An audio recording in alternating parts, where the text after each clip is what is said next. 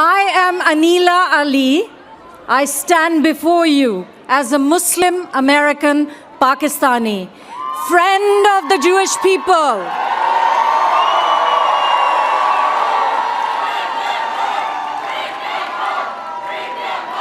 Inshallah,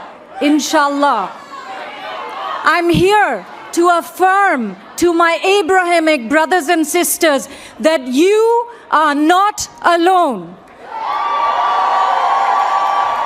Yes, we are all feeling the hurt, the pain, the fear, but we also stand united in hope that a better future for all of us is possible.